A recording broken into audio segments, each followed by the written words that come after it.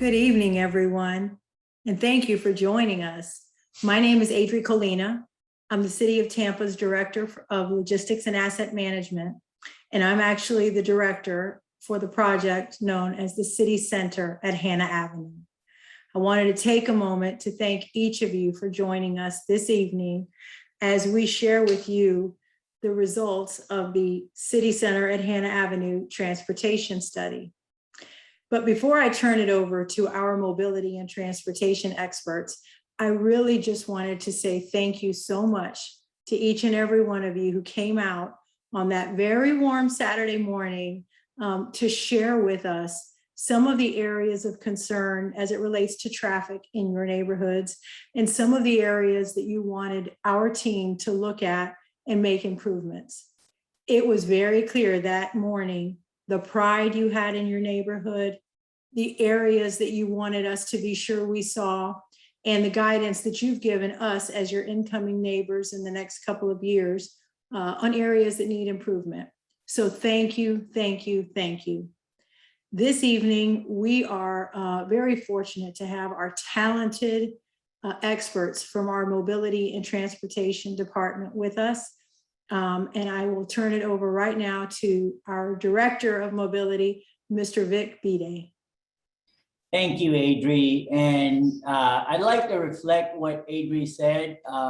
Thank you all for showing up on a Monday evening. I know it's not easy, but this is an important project. We recognize it is in your neighborhood, and we look forward to bringing city services here. To those of you that did attend the walkthrough that we did for the neighborhood, and for some of you, the scoot through with the sit-down scooters, again, thank you for providing your input.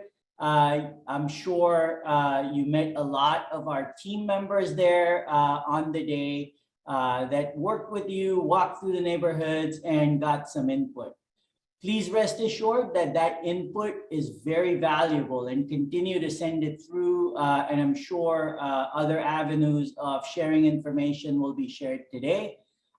We will be incorporating that input into our transportation study and also translating that into projects within the budget as we go through this process. So at this point, I'd like to really introduce to you two critical speakers that will be presenting. The first is Brandon Campbell, who is the manager of the Smart Mobility Division. The Smart Mobility Division deals with traffic flow, traffic lights, special events, and is really the division geared towards addressing some of the traffic flow related challenges that we've heard so far. And also with us is Margaret Kublins, who oversees and wears many hats for us. She has expansive experience in transportation, right from running her own consulting agency to working for the state, to working for the private sector, and now with the city of Tampa. We're really lucky to have both talents like Margaret and Brandon on board assisting us with this project. So without further ado, again, thank you for attending, and I'm gonna hand it over to Margaret. Margaret, take it away. You're on mute, Margaret. Yep, classic. Thank you, Vic. You know, after a year and a half of this, I'm still doing it. So, well, thank you. I can't iterate enough the appreciation that I have. I've done a lot of road safety audits and over the years, and the care and the participation was phenomenal for the walking tour. But also, as the city team had been doing the outreach and in preparation, we recognized that not everyone's going to make it on Saturday. And that's when this came about, this meeting came about to provide an additional opportunity. So we're all about reaching out and making sure that we have that opportunity to talk. So let me just give you an idea for tonight. We'll talk about the public input and what we've done so far. I'll walk you through what we've heard so far, and then Brandon's going to talk about the transportation study, which more is the data that's going to be laid on top of the comments and the current concerns that you've provided in your feedback, and then open it up for continued conversation. So because we are very interested in hearing from you. So just to get a lay of the groundwork, we have the city center at Hanna is located on the south side of Hanna between 22nd and 30th Streets. And so we set up for our walking tour. We had the tour that went up 22nd, up to Sly, and then back down 24th Street. Then we organized another tour that did a loop over to the east and went down 30th, swung around on Henry and back up 22nd. Margaret, you can share your screen now. Oh, I'm sorry. Oh my goodness. I had it shared before and then I guess it dropped off. Thank you.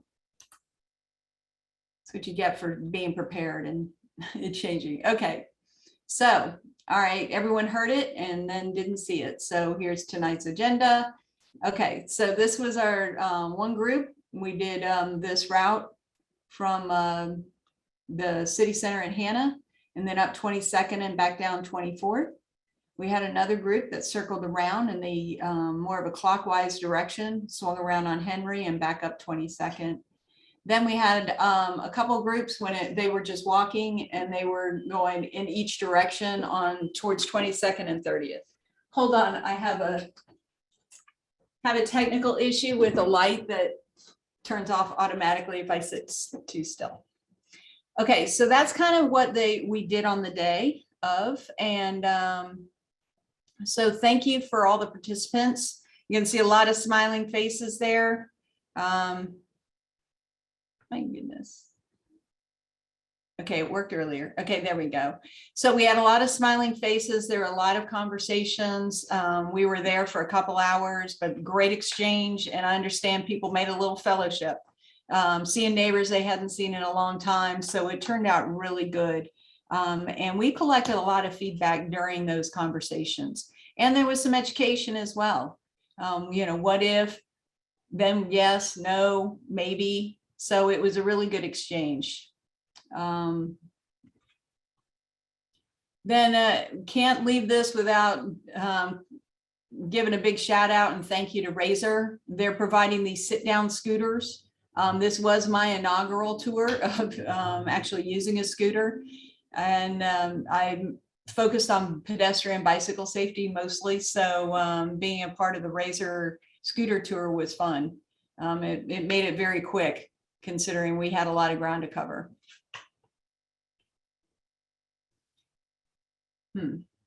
Okay, so with the public input, before we even got started, we were receiving feedback, had about 30 people responding to us in the outreach leading up to the meeting. Then we also had about 40 people that attended the walking tour, and it was really productive. And then since then, we've had some other comments that have been trickling in, and there was some other survey information in follow-up where we were asking how well it went, and the feedback's been very positive. So our number one issue that was pointed out was sidewalks, and it was the need for them. There were a lot of conversation about broken sidewalk. There are situations where we need to get the debris cleared. And landscaping, you know, it encroaches over time. So we need to get some of those areas cleared up. We also recognize where there's a sidewalk gap. I think we've all experienced those in our travels, where you end up, you're walking along and all of a sudden the sidewalk ends. You got to go down someone's driveway. You walk in the street for, you know, in front of maybe sometimes just one house, and then you're going back up on someone else's driveway. Or like 24th Street, there are corridors that need them. At one point, 24th Street was probably easy. It was what we would consider a slow street, or a low stress street, where the dog is probably laying in the middle of the road during the middle of the day, just catching some sun. The car comes by, they kind of get up, kind of saunter off to the side. But over time, it's gone through an evolution, and now there's more traffic. It's providing more demand throughout the area. And so that might be a corridor that would need sidewalks now, because it has gone through a bit of a transformation. So those are the kind of elements that we're looking for as we look at the landscape within the area. So landscaping, didn't mean to say that first, but landscaping can really add to the quality of your journey along a corridor. The landscape also, because you have the landscape there between the sidewalk and the back of curb, wherever there's a driveway, it brings more recognition. Oh, there's a break in the landscape. That means that there's a potential car coming out that way. Those create safety measures that create a better corridor for traveling. We also heard about speeding. When we were out there, we saw people speeding. We actually witnessed a car that was passing another vehicle, even though they weren't even going that slow. But there are some people that are kind of anxious to get through there. And so there are speed management practices that we can institute along Hanna that we would be considering. And that was our number 2 comment that was rolling out. Railroad crossings. The railroad crossing at Hanna, we've already reached out to CSX about doing a redevelopment and a restoration of the crossing.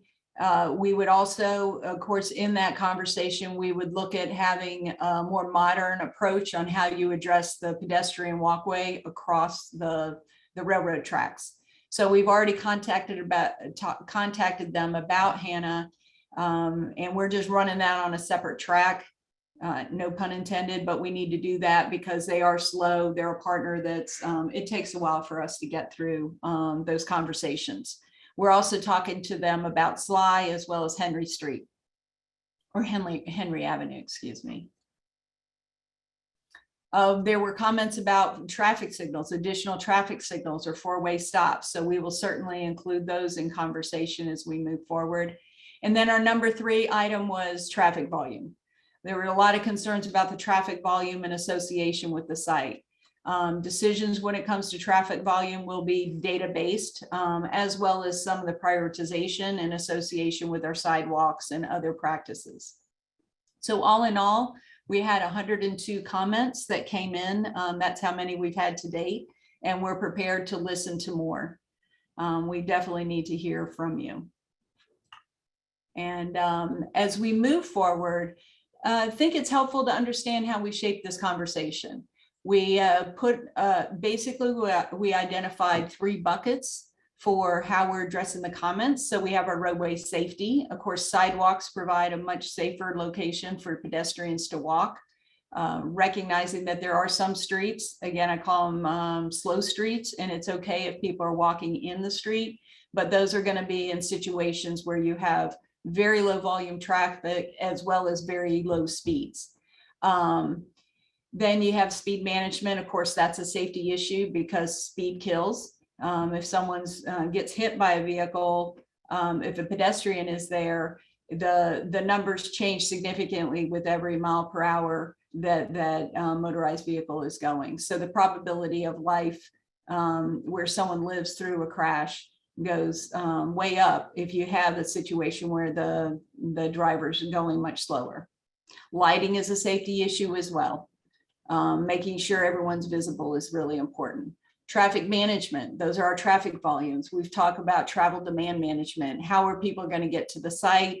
Can we look at transit? So we've already opened up the conversation with Hart about where bus stops need to be. Right now, we're down at 22nd as well as 30th. And you know, how are we going to address that? Can we put a bus stop right on Hanna in front of the city center site? And then how are we going to address traffic in and out of the driveway? Placemaking is important as well. That's that landscaping. It has safety benefits, but it also creates a much better place for you to even walk and enjoy it. Shade is important in our climate here, of course, and then the low stress streets, the more distance you can give between the motorized vehicles and between pedestrians or cyclists, the more comfortable everyone's going to be using it. So that it makes a big difference how close you are to the motorized traffic. So we're paying attention to that, and we're addressing those comments, and we will as we move forward. So the way those comments came in, so far we're about 50% of the comments were relative to safety, 40% were about the traffic, traffic management, traffic volumes, and then 10% about placemaking. All three elements are very important. So as we're going, this is a lot of the data or the information that people are giving us, the feedback, the areas of concern. And we will carry this forward as we look at different projects that we'll be able to do. We'll look for funding, but there's a lot of fiscal constraints that we have, of course, with the city, but at the same time, we're looking for a balance and how we can leverage the investment that we're making with the city center. How does that turn into an investment for the community as well? And as we go forward, we've had this feedback. Our next step is we've contracted with a consulting firm in order to assist us with performing a transportation study. And so this is where the data comes in, and we overlay that with this feedback that you've been giving us. So that's where I'd ask Brandon to start talking about that scope and what that's going to include.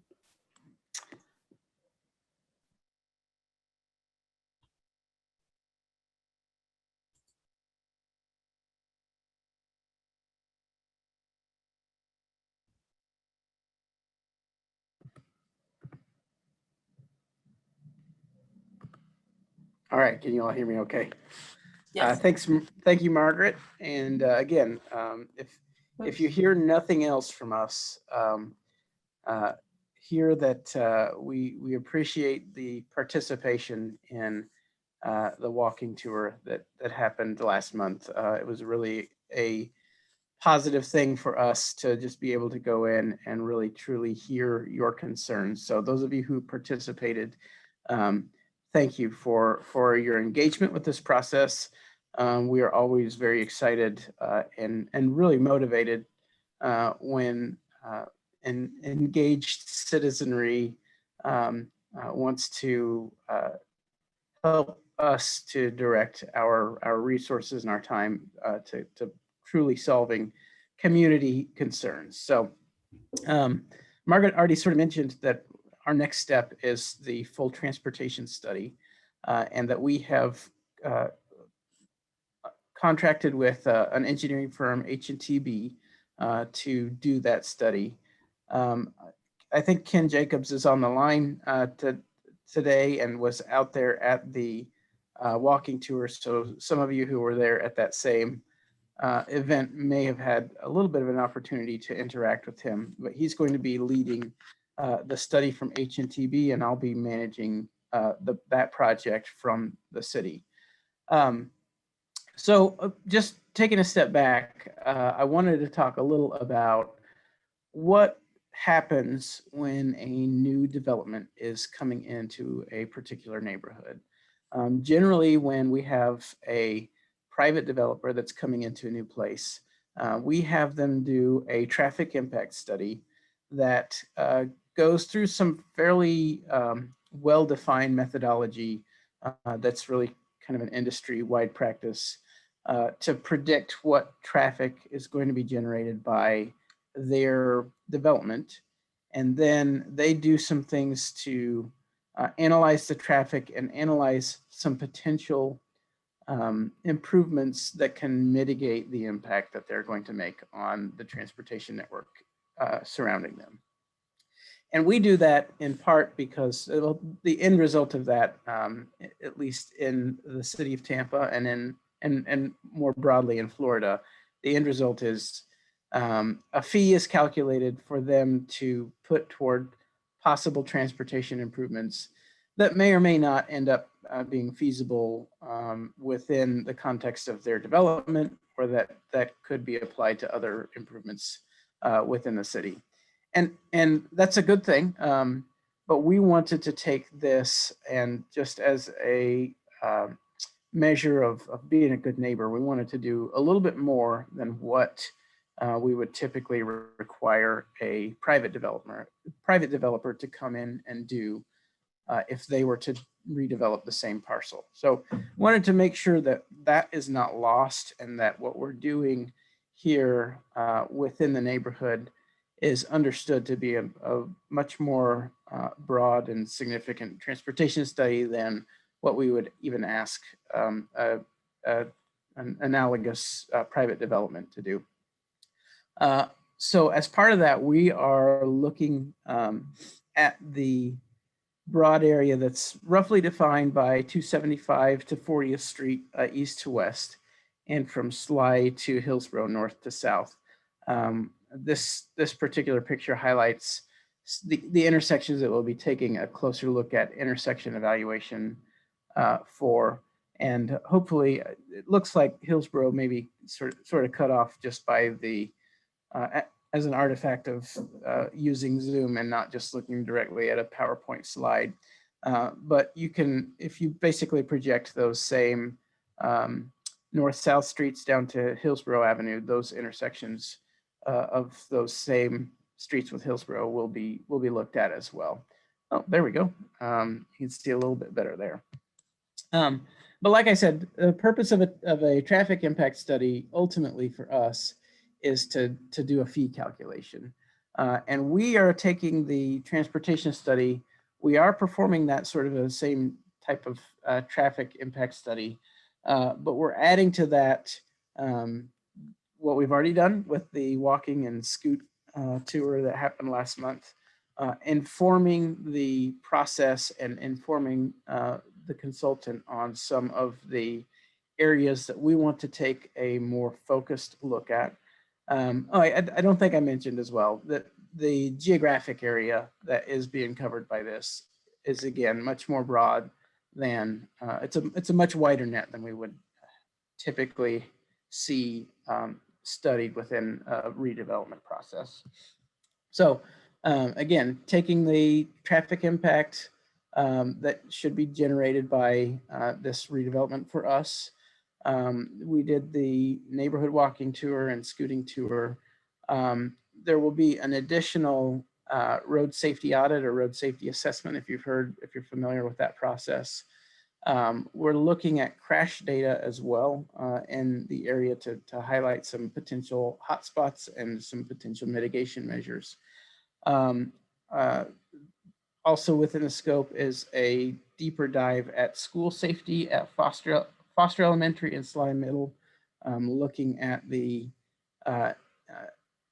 intake and outflow times during for their driveway areas and looking for potential safety improvements. A multimodal evaluation, which Margaret had touched on, talking to Hart and engaging directly with them on potential solutions or mitigations to the traffic by using transit, and something that that also I think might be helpful to know is that as a city we do offer some incentives for employees to use transit when available. So there may be some opportunities there as well. And then something that I thought was very interesting that came back that Margaret talked about was how prevalent the sidewalk needs were when it came to the comments that came back from that walking tour. We may have teed that up a little bit by hosting it as a walking tour and just emphasizing the need for walking facilities that way. But I don't think it's by accident that those things come back to us as high areas of concern. And within the transportation study, we will be doing a sidewalk network analysis or sidewalk gap analysis, and then providing some opportunities to see some short-term fixes or some fast turnaround fixes with that. And all of this is being done and being studied and looked at through the lens of feasibility. Something, again, that distinguishes this process from a private development process is that we're looking for things that can really truly be done and that are not just theoretical improvements that could impact traffic for that fee calculation.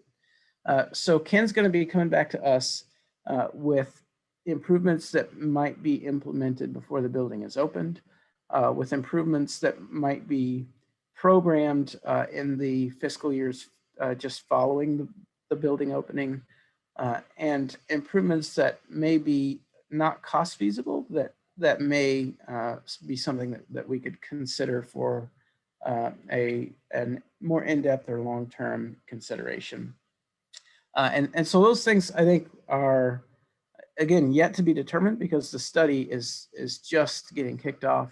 It's being informed by what we've done to this point. Even the scope itself has been shaped by it. Some of the traffic calming measures or traffic calming areas of focus are being informed, especially by what the comments were within that walking tour.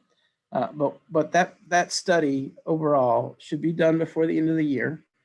And we will then at that point have the opportunity to share it in different contexts and to begin the discussion about how we actually get some of these projects done and how we address some of the community's concerns that arise as a result of that. So that's really all I wanted to address with the scope of the study, but we did want to offer an opportunity to just discuss and to address questions that you all might have. I know that Frank had typed in the chat, hopefully you all saw. And if you had any questions that have come up over the last 30 minutes or so, that you've been able to put those in the chat. But if not, I will turn the microphone over to Adri. Do you want to lead this or is Frank going to take, or Vic, any of you? Yeah. Yeah. Oh, go ahead, Vic. Great. Yeah. All hands on deck here. So thank you, Brandon. And for those of you did not notice, Brandon is working through a cold and hence, you know, the voice there. He usually sounds a little different. But thank you, Brandon and Margaret, for the presentation and kind of walking us through what we're looking at. In the chat window, I did see one question from Adri. Typically, what would we ask, you know, a developer to study for a site similar to what the city center? And really, it's arterials and collectors adjacent to the property. Typically, those are the impacts that are studied. The nearest intersection with the arterials, it would be 22nd and Hanna, maybe 30th and Hanna, and that would be the typical traffic study and what happens there and mitigation for it. Of course, as you can see, and I see that Frank is moving the cursor or Brandon's moving the cursor so you can see what would be studied, those 3 green circles.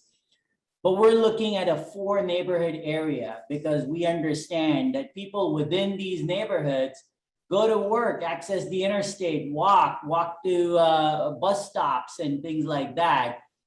In the evening, there are places of interest that people go to, either shops or parks. There are schools in this area that parents walk folks to.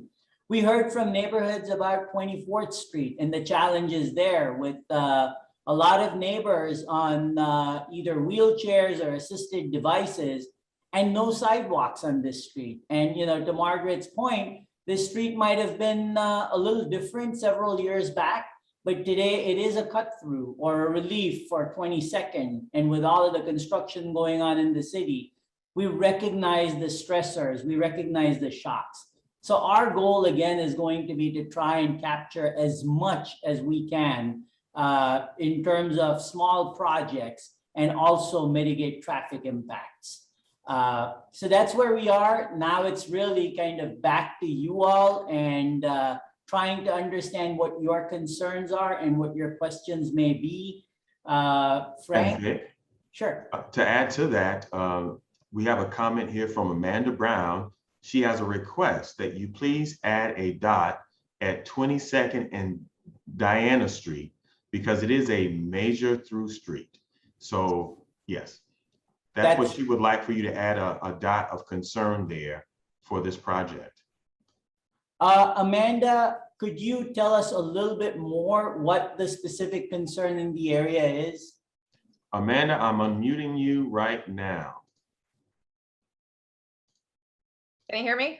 Yes, Yep. we can. Yeah, thanks. Diana Street is a really just long stretch of road, no stop signs. there's an odd little curve there where you can see it Mhm. on the map. That's pretty dangerous, and it's in front of the school, so there's a lot of speeding on there, and it gets really crowded when school's in session. That's great feedback. And you're right, I'm seeing that, curve where it's hard to see around the curve, and we'll certainly look at opportunities to enhance traffic control in the area from a safety perspective, and review lighting and all of the elements that Margaret was talking about. I think Diana may have meant west of there where the curve is. Is that accurate, Diana, where the circle is being placed? Amanda? Amanda, Oh, I'm so sorry. I mean, you could put a whole line there, but 22nd and Diana Got definitely it. be Okay. looked at. But yeah, you could put another circle Cool. there at the curve. And the good thing is we've got our consultants and we've got our A team. I didn't mention that we've got Alana Brazier, our Vision Zero coordinator. Her entire focus is to eliminate fatalities and injuries. Of course, it's a long project, it's a journey, but we're getting started right now. And of course, our consultants. So we will look at Diana all the way from 15th to 22nd. Thank you, Amanda. Thanks. So Vic, we also have a concern here from Mr.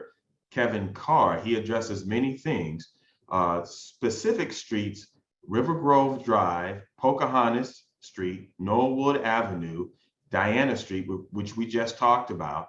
And he talks about how it's a pass-through, an area of concern for many of the local residents. Also, he wants you to speak to the sidewalk issue for those particular streets and how they interact with Hanna. Great, good point. And again, we will review these. I know we've done some work on River Grove recently, but this is excellent feedback. As far as the cut through issue and what we can do is, unfortunately on public streets that are adjacent to very busy streets, we do get some cut throughs. And the best solution there, like 24th and like River Grove, is to make sure there are good alternatives for people on bicycles, that are walking, that are on wheelchairs, to be safe first and foremost. And that includes two things: the safety part and the speed management that Margaret mentioned previously. There are additional measures that we can look at as well, and that's where the data and the study comes in. But Mr. Carr, I'd love to invite you to maybe describe specific concerns that you might be experiencing, because that qualitative information, believe it or not, gives us really good clues as well on what we should follow up on. Okay, great. First of all, thanks for having me. And I'd love to sort of give my piece of it. I'm not trying to, take too much time, but our residents are older and, we're okay with, supporting whatever their needs are, because they don't always are able to get to these meetings and get out. So what I've been communicating, I've been knocking on doors, is there's a concern there are no sidewalks. So as people pass through here now, as it stands, you have to get off the road and walk on somebody's grass and to get out of the way of the pass-through traffic. As we know it right now, people use it generally in the morning and to go to work, and generally after work through all these streets. And let me include Elm in that as well, Elm Street. What we're seeing is people are passing to get to 30th Street, to get to Sly, or to leave 30th Street and get out to 40th Street onto Hillsborough or out to Bruce B. Downs, either way. So as you know, that area with more people coming in, people are going to be trying to find ways to cut through any way they can. And it doesn't matter to them if they don't live there, they're just trying to get to work.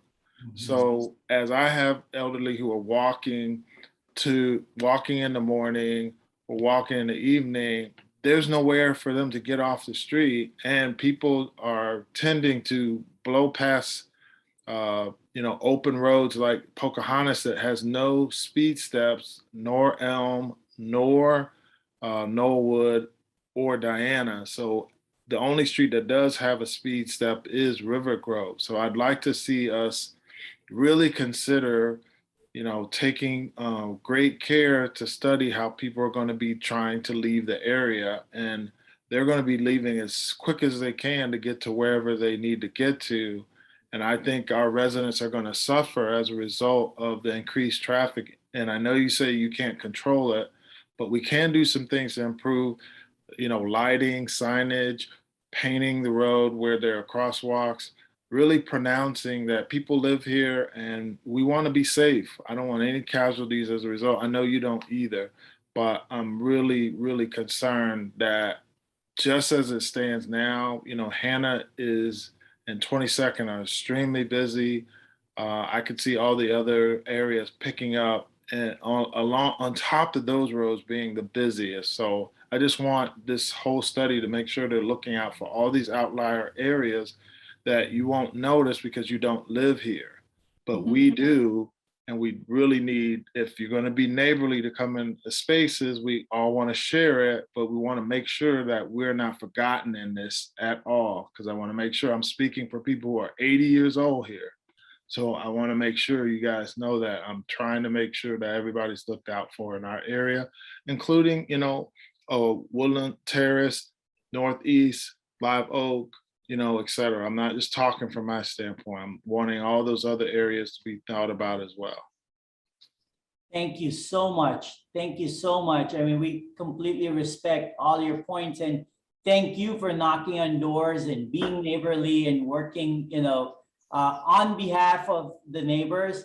And our goal truly is to do the same. So we really appreciate that feedback. Thank you, Mr. Carr. And now we move on to Mauricio. He's had his hand raised for some time. So Mauricio, you have the floor. Thank you very much. Thank you, Vic, and thank you, staff, for putting this together. So my immediate concern is having looked at Hanna, having looked at 22nd and the other streets.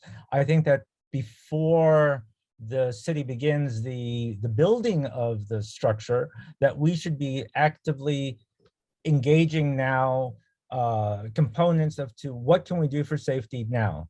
What can we do for the folks who are on their little wheelchairs crossing the street? What can we do now? Because what has happened in the past, whether it's City of Tampa, the county, or Florida Department of Transportation, the construction starts, and then we start with the building of the sidewalks or building this. There's a large component that really affects how people perceive things, because if you put something good at the beginning, then people feel like they got something. They got something they can hold on to. And I think that's very, very important for the community as we move forward with this project. Also, I have a lot of concern about the fact that used to be a chemical company. The same thing with across the street, there's an aluminum construction or aluminum company. And if we're going to be bringing in lots of people, period, lots of people, their health, that's an important thing to take on. So I hope that there will be an emphasis on making sure that we test that ground, that we know that it's not contaminated, because over and over and over throughout the city's history, we have built upon contaminated properties and we've overlooked it. There's no excuse for it in 2021 because we have the technology, we have the means to make sure that does not happen anymore. Lastly, I want to say that because we're all concerned about the sidewalks or lack thereof, we shouldn't just be focused on peak times, Monday through Friday, because as it was evident to us when we were there, it was a Saturday morning. The traffic was heavy for a Saturday. It was very, very heavy. So I think that we should be looking at the entire scope of that road as it's changing, because Hanna has become or is becoming another Sly Avenue, just because that's what's happening. I have no control over it, but that's what's happening. So I really hope that we see some things first, something for the community, and then see construction moving on. So thank you, Vic, and staff. Thank you, Frank. Oh, it's our pleasure. And Vic, if you can address the traffic concerns, and then Adri, I would like for you to specifically address the environmental aspect, please. No, that's great. And thank you, Mr. Rosa. So the two traffic items, one is you'd like to see us out there and kind of making improvements while this development and construction is going on. And I hear you, absolutely. As we work through the study and as we work, with our consultant partners and our city partners, if we identify what I'm going to call, either maintenance items or always stops and those sort of things that don't require, huge mobilization and all that we can leverage our operations folks on, we will certainly hit the ground running on that. And I'm hoping that our team is making note of that as well, because we'd like to get our operations folks, Brian Roger and his team involved in this. The other transportation item that I heard about is, and thank you for bringing this up, is don't just focus on the peaks. Don't just focus on, morning rush and evening rush. That's when we have the most cars. It doesn't always mean that's when we have the most people on all of the roads in this neighborhood. We totally get that. And that's why, when Brandon spoke about the focus of the study, again, going back to typical development, the focus is about level of service of the road as experienced by motorists. That's it, start and end of the story. We are going beyond that. We're looking at different users. We're looking at pedestrians. That's why we introduced those scooters, because there will be those sort of opportunities citywide as well. And how do we accommodate them? And that's why we have this broad range of focus even within transportation. So your comment is truly taken well on that sense. And I know that our partners, consultants, as well as staff are listening and will incorporate these. And at this point, I'll leave it to Adri to address the on-site item, which I'm sure is well covered as well. Yes, thank you, Vic. And thank you, Mauricio. I wanted to just remind everyone that site, in 2015, the city of Tampa purchased that site. And immediately upon acquiring it, we designated it a brownfield site, meaning we partner with DEP and the local EPC. We monitor it, and we have to report to them what the site looks like, what the contaminants are. Has the contamination area grown or gotten smaller? And we have been doing that. The last test took place in February. I'm glad to say that it has not grown. We know exactly where the area is. It is of no danger to any of the neighbors or even the city employees that will move on site. We hired an environmental engineering firm to also work with us and make some recommendations. And it appears that what's going to be happening is the soil that is contaminated even prior to us building will be completely removed from the site. So even though we have it contained and it poses no immediate danger, it's going to be removed. So just wanted to let everyone know that prior to the city owning it, it was not being monitored. It was not being controlled, but we are doing that, and we are safe. And Adria, I think it's also important to note, as it relates to the city of Tampa and its commitment to the local environment, there have been many projects undergone or undertaken by the city in which it's been designated as a brownfield, and the sites have been rehabilitated. Many of you may not know this, but the Tampa Armature Works is one of those sites. And I believe portions of what we call Sparkman Wharf today is a part of that as well. So there are a lot of sites, some of which you know, some of which you may not know, that have benefited from the efforts of the city of Tampa to reclaim the property for a better use, a greater use. So thank you all for that question. Now, in our chat, there was a statement by Mr. Joyner. He was reacting to something that Mr. Carr said Mr. Joyner, would you like to talk a little bit more about that? We'd love to hear from you. And I'm going to allow you to speak right now. Thank you for giving me this opportunity. I've been living at 6608 North 34th Street. That's on the corner of Pocahontas and 34. And the whole time I've lived here, over 30-something years, our streets have never been resurfaced. We have no curbing in this area, neither sidewalks for the kids to play. And it's close. I live between 30th and 34th on Pocahontas. And that whole area in here, we never had that area resurfaced in all the other streets, 31st, 32nd, none of these streets. I think 34th might have been repaved within the last year, but the other streets, community streets, nothing have been done from the whole time I've lived here. And it needs to be done. There's water settlement, especially right on the side of my house. The water doesn't drain, it settles right at my driveway. Thank you so much, Mr. Joyner. That additional detail really helped, specifically the locations and where, between 30th and 34th and all of the north-south streets, but also Pocahontas.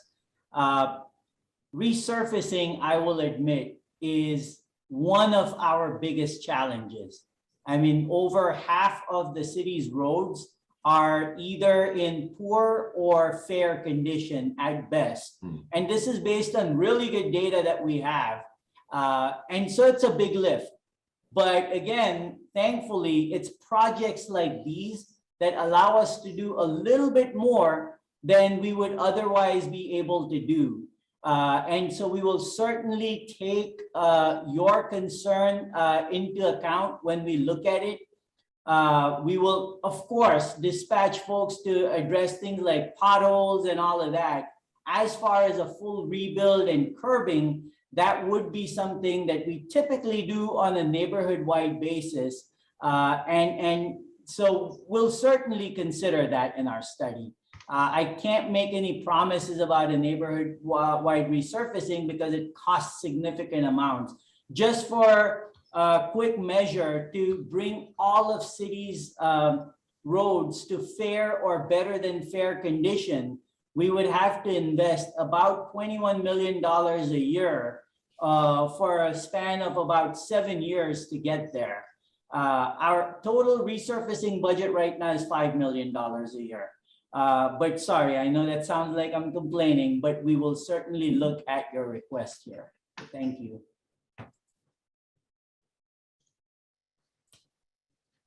Thank you, Vic. Thank you, Adri, Margaret, and Brandon for all of your comments. And thank you all for sharing with our staff tonight. We so appreciate your input. We value your input. And at this time, I'll turn it over to Vic and Adri for final comments. All right, well, I will leave the best for last with Adri, and I will just say thank you again, everyone. Do continue to engage.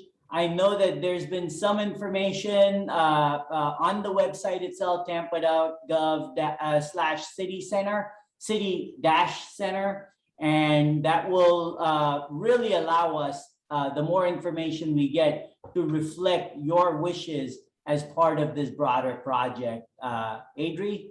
And before you go, Vic, one last thing. Ms. Amanda Brown has one question for you. When will we get a timeline improvements update? Great question. Again, our hope is to hit the ground running. To Maurizio's point, whatever we can do, sooner, we want to do it sooner, but certainly concurrent with the construction of this facility, we're going to start our work. So that means in FY22, October 1st of this year, when the new fiscal year begins, we've already allocated funding to a lot of these improvements. The sequence of events is the study goes first, which will be done sometime by the end of the year. And soon after that, we'll be able to start getting contractors and, mobilizing. So I would say sometime next year is when you will start, seeing work done within the neighborhoods. But would Brandon or Margaret, would you like to add any additional details to that from a timeline or schedule perspective? I think what you said is really exactly what I would have said. We expect a study to be done by the end of the year. And even then, we're hoping late fall, not very end of the year, but just want to make sure we give ourselves time for a bit of a contingency there. And the study will identify sort of the quick wins and some of the things that might need to be programmed over the next several fiscal years. So the first part of that, we should be able to both identify and mobilize on sometime around the end of the year. That second part, where we're programming for years to come, we will have to undertake, we'll have to discuss internally and figure out exactly how that fits in with our overall transportation budget priorities. So thank you. Right, and Vic, also, as you had mentioned previously about opportunities with operations, taking care of some of the immediate safety issues, or just maintenance issues. If there's some opportunities, we'll continue to look for those, recognizing that we have a lot going on. And I love the comment earlier about trying to have some elements in place before we even get to construction of the building. So we'll be looking for those opportunities immediately. Awesome. Thanks, Margaret. And as a follow-up to that, we had one more comment, and this is for you, Adri, as it relates to the demolition. And when is that scheduled? Yes, I saw that. Thank you, Amanda. So just want everyone to know the demolition permit has been approved. You may have noticed some of the design build team already on site. It's DPR Construction. We anticipate the demolition to begin in the next 30 days, maybe less, but it's going to take a few months. We expect groundbreaking in January of 2022. So that's where we are looking at a timeline. I really just wanted to thank Vic, Margaret, Brandon, the team, and all of you. Tonight, we had well over 25 participants register, and all of you came engaged. You came engaged on July 17th. You came back again today. I just wanted to really remind everyone that on that day, and in every time we have met before and after, each one of us come to you sincerely wanting to listen to you and learn from you.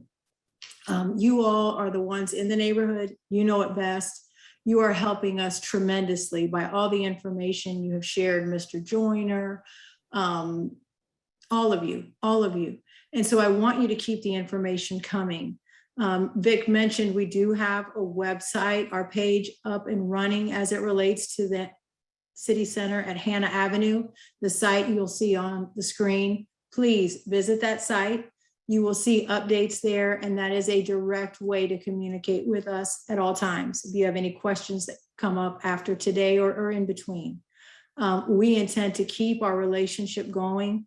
We have scheduled, and we haven't set the date yet, but again, in the next 30 days, we'll have another session where we will engage with you, hear from you some more, and share this journey with you. And again, I just wanted to thank you all so very much. We look forward to being your neighbor, and we thank you for sharing with us all the wonderful things about the neighborhood, as well as the things we will partner with you on to improve. Take care, stay safe, and we will see you all very soon.